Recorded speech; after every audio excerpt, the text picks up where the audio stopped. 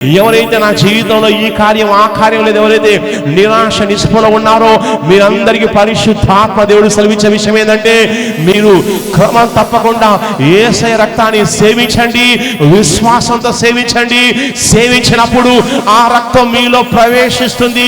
మీలో ఏ సమస్యలు అయితే ఉన్నాయో, నీ కుటుంబంలో, ఉద్యోగంలో, వ్యాపారంలో ఏ సమస్యలు అయితే ఉన్నాయో యేసు రక్తం ఆ సమస్యల్ని పరిష్కారం చేస్తుంది, ఆ రోగాన్ని నయం చేస్తుంది. నీకున్న సమాలక్ష సమస్యలన్నీ కూడా యేసే రక్తం సమాధానం చేస్తుంది, ఫిక్స్ చేస్తుంది. ఆ యేసయ్య రక్తాన్ని నీకు నాకు ఇచ్చాడు. ఇక ఆ రక్తంలో జీవం ఉంది, ఉద్యోగం ఉంది, అభిషేకం ఉంది, ఐశ్వర్యం ఉంది, ఆనందం ఉంది. నువ్వు కోరుకున్న సమాలక్ష విషయాలన్నీ కూడా యేసు రక్తంలో ఉన్నాయి. యోహాను 6:50 కావున యేసు ఇట్లనెను, మీరు మనుష్య కుమారుని శరీరము తిని, మనుష్య కుమారుని యొక్క శరీరమును తిని ఆయన రక్తము త్రాగితేనే కాని మీలో మీరు జీవము గలవారు కారు. ఆయన సెలవిస్తున్నాడు, మనుష్య కుమారుని యొక్క శరీరమును తింటే గాని, ఇంకో మాటలో చెప్పాలంటే మనము నరమాంస భక్షకులంగా మారితే తప్ప మనలో జీవం లేదని ప్రభు సెలవిస్తున్నాడు. నరమాంస భక్షకులు అంటే అడవుల్లో, కొండల్లో ఉంటారు, ఆఫ్రికా అడవుల్లో ఉంటారు. మనుషులు పట్టి వేటాడి మనిషి యొక్క శరీరాన్ని తింటారు, రక్తాన్ని తాగేస్తారు. అయితే అదే కోణంలో ప్రభు సెలవిస్తాడు ఏంటంటే, మీరు నా శరీరాన్ని తినాలి, నా రక్తాన్ని తాగాలి. అంటే అక్షరాల శరీరం, అక్షరాల రక్తమని కాదు. ఆయన సాదృశ్యంగా రొట్టెనిచ్చాడు, సాదృశ్యంగా ద్రాక్షరసం ఇచ్చాడు. ఇంకో మాటలో చెప్పాలంటే, మీరు యేసు క్రీస్తు అనేటువంటి నరుని యొక్క మాంసాన్ని, రక్తాన్ని కనుక మీరు భుజించి సేవించకపోయినట్లయితే ఇక మీలో మీకు జీవం లేదని సెలవిచ్చాడు. కారణం ఏంటంటే, ఆయన శరీరం మీరు తిన్నప్పుడు ఆయన శరీరం నీలోకి వస్తుంది, ఆయన మీలో నివసిస్తాడు. ఆయన రక్తాన్ని సేవించినప్పుడు ఆ రక్తం నీలో వస్తుంది. ఇక నీ రక్తంలో ఆయన రక్తము, నీ శరీరంలో ఆయన శరీరం ఉంటుంది. ఈ విధంగానే ప్రభు సెలవిచ్చాడు, నా యందు మీరు, మీ యందు నా యందు నిలిచి ఉండుడి, మీరు ఏమడిగినా కానీ నేను చేస్తాను సెలవిచ్చాడు. యేసు రక్తాన్ని తాగడం వల్ల ఏంటంటే జీవం ఉంటుంది. ప్రతి సమస్యకు యేసు రక్తం పరిష్కారం. యేసయ్య మరణించి పరలోకానికి వెళ్తున్నప్పుడు, ఆరోహణమవుతున్నప్పుడు ఆయన ఖాళీ చేతులతో పోలేదు. ఆయన చేతిలో ఒక పాత్రను పట్టుకొని వెళ్ళిపోయాడు. హెబ్రీ గ్రంథం సెలవిస్తుంది, ఆయన పరలోకానికి వెళ్ళిపోయిన తర్వాత తండ్రి సింహాసనం నిలబడ్డాడు. ఆయన వధించబడ్డ గొర్రె పిల్ల వలె ఆయన తన పాత్రలో ఉన్న రక్తాన్ని తండ్రికి చూపించాడు.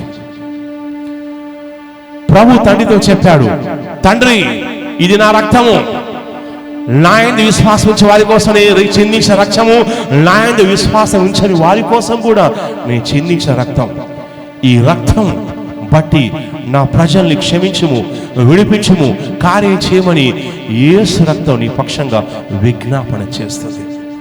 అందుకే నువ్వు అనుకుంటున్నావు కొన్నిసార్లు, ఎందుకు వెంటనే ఉగ్రత రావడం లేదు? మనుషులు పాపాలు చేయుచున్నారు, సంఘాలపైన గొడవలు చేయుచున్నారు, కూల్చే ప్రయత్నం చేస్తున్నారు, ఎన్నో నష్టాలు, మోసాలు చేస్తున్నారు, ఘోరమైన పాపాలు చేస్తున్నారు, ఎన్నో సమస్యలు ఉన్నాయి. అయినా కానీ దేవుడు ఉగ్రతను ఎందుకు భారీ స్థాయిలో పాత నిబంధనలు కుమ్మరించడానికి ఎందుకు కుమ్మరించలేకపోతున్నారంటే, తండ్రి యొక్క ముందు యేసు రక్తం ఎప్పుడూ ఆయన ముందు ఉంటుంది. యేసు రక్తాన్ని బట్టి ఆయన కనికరాన్ని చూపిస్తున్నాడు. యేసు రక్తాన్ని బట్టి ఆయన ఓపిక కలిగి ఉన్నాడు. యేసు రక్తాన్ని బట్టి ఆయన నిదానిస్తున్నాడు. కానీ ఆ యేసు రక్తం ఎవరూ చేయలేని కార్యాన్ని చేసి పెట్టింది. నువ్వు తాగినప్పుడు నీలో జీవం వస్తుంది. యేసు రక్తంలో ఉన్న జీవం నువ్వు తాగినప్పుడు వస్తుంది, స్వస్థ వస్తుంది, మేలు వస్తుంది. వినండి, ఎవరైతే నా జీవితంలో ఈ కార్యం ఆ కార్యం లేదు, ఎవరైతే నిరాశ నిస్పృహలో ఉన్నారో మీరందరికీ పరిశుద్ధాత్మ దేవుడు సెలవిచ్చే విషయం ఏంటంటే, మీరు క్రమం తప్పకుండా యేసయ్య రక్తాన్ని సేవించండి, విశ్వాసంతో సేవించండి. సేవించినప్పుడు ఆ రక్తం మీలో ప్రవేశిస్తుంది. మీలో ఏ సమస్యలు అయితే ఉన్నాయో, నీ కుటుంబంలో, ఉద్యోగంలో, వ్యాపారంలో ఏ సమస్యలు అయితే ఉన్నాయో యేసు రక్తం ఆ సమస్యల్ని పరిష్కారం చేస్తుంది, ఆ రోగాన్ని నయం చేస్తుంది, ఆ సంకటాన్ని తొలగించేస్తుంది, ఆ అప్పులు తీర్చేస్తుంది, ఆ వ్యాపారాన్ని బాగు చేసి చప్పలు కొట్టండి, ఆ కుటుంబాన్ని కట్టుతుంది, ఆ చల్లా చెదిరిన భార్య భర్తల్ని సమీకరిస్తుంది, పిల్లల్ని బాగు చేస్తుంది. నీ కుటుంబంలో ఏమైతే నష్టపోయి ఉన్నాయో అవన్నీ కూడా యేసయ్య రక్తం బాగు చేస్తుంది. యేసయ్య రక్తం బాగు చేయనట్టు ఏమీ లేనే లేదు. క్యాన్సర్లు యేసయ్య రక్తం బాగు చేస్తుంది, HIV యేసయ్య రక్తం బాగు చేస్తుంది. నీకున్న సమాలక్ష సమస్యలన్నీ కూడా యేసయ్య రక్తం సమాధానం చేస్తుంది, ఫిక్స్ చేస్తుంది. ఆ యేసయ్య రక్తాన్ని నీకు నాకు ఇచ్చాడు.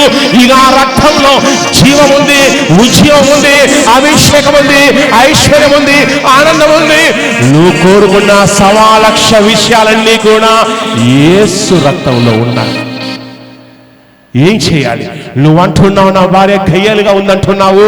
నీ భార్యకు తాగించాల్సింది వైన్ బాటిల్, లేకపోతే పెప్సీ బాటిల్, లేదంటే కొబ్బరి నీళ్ళ బాటిల్ కాదు. యేసయ్య రక్తం మీ వైఫ్కు తాగించండి. విశ్వాసంతో మీ భార్యకు యేసయ్య రక్తం విశ్వాసంతో తాగించండి. మీ భార్యలో ఉన్నటువంటి గయ్యాలితనం వెళ్ళిపోతుంది. నీ భర్తలో మార్పు కోరుకుంటున్నావు, అయితే విశ్వాసంతో యేసయ్య రక్తం తాగించండి. విశ్వాసంతో చేయండి. విశ్వాసం చేయకుండా లేకుండా ఒట్టిగా చేసేది ప్రసాదం తీర్థం కాదు. ఏంటంటే యేసయ్య రక్తాన్ని విశ్వాసంతో మీరు తాగినప్పుడు, సేవించినప్పుడు ఏంటంటే మీ ఒంట్లోకి ప్రవేశిస్తుంది. ఎలాగైతే దయ్యాలు మీ ఒంట్లోకి ప్రవేశించి సకల సమస్యలు పుట్టించి నిన్ను బాధలు పెడతాయో, అలాగే ఇక యేసయ్య రక్తం కూడా ఇక నీ ఒంట్లో ప్రవేశిస్తుంది. అది ఏ సమస్యలు ఉన్నాయో ఎక్కడికక్కడ నివారిస్తుంది, వైరసెస్ అరికట్టేస్తుంది, బంధకాలు తెంచేస్తుంది. నీకు సాక్ష్యాలను కలుగచేసేది యేసయ్య రక్తం. ఆ యేసయ్య రక్తాన్ని సేవించాలి.